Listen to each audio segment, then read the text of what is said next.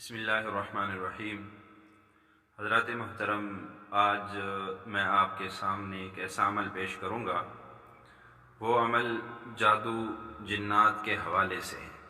آپ نے دیکھا ہوگا ہر شخص جو ہے وہ اس وقت عاملوں کے پیچھے جاتے ہیں، بہت سے لوگ عاملوں کے پیچھے ان کو فیسیں دے دے کے کہ ہمیں چیک کیا جائے ہمارے اوپر کسی نے جادو کر دیا۔ ہر شخص جو ہے یہ جادو، کیونکہ جادو برحق ہے، جادو ہو جاتا ہے۔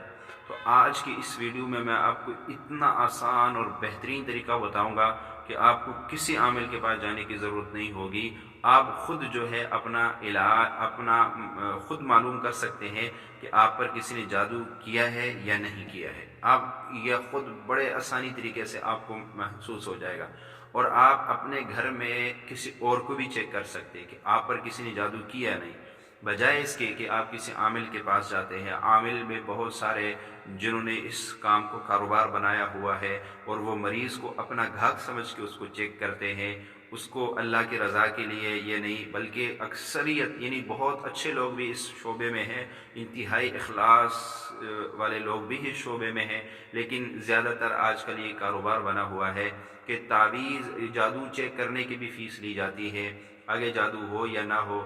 اور تو آج کے ویڈیو میں آپ کو بہت آسان عمل بتاؤں گا۔ عمل یہ ہے کہ آپ نے کسی بھی مریض کو اگر چیک کرنا ہو یا اپنے آپ کو چیک کرنا ہو تو ایک گلاس پانی لے لینا۔ ایک گلاس پانی لے کے اس سے چند گھونٹ مریض کو پلا دیں۔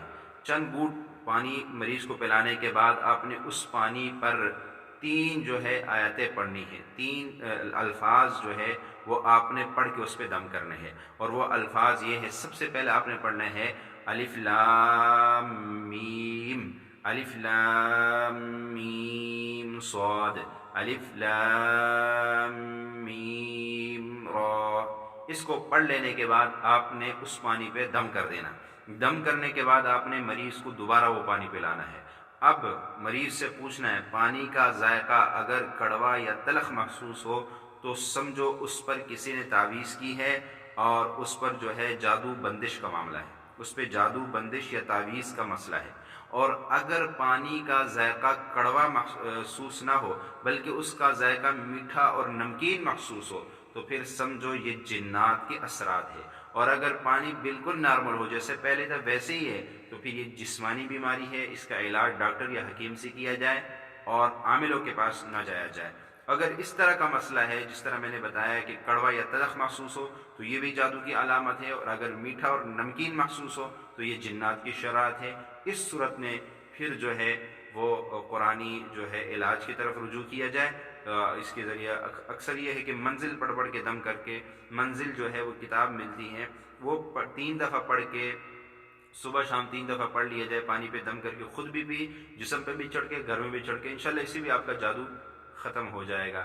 یہ تھی آج کی ویڈیو، اور یہ بہت بہترین عمل ہے، آپ خود بھی اس کو کریں اور دوسرے لوگوں تک بھی اس کو پہنچائیں۔ اللہ تعالیٰ عمل کی توفیق عطا فرمائے۔ السلام علیکم۔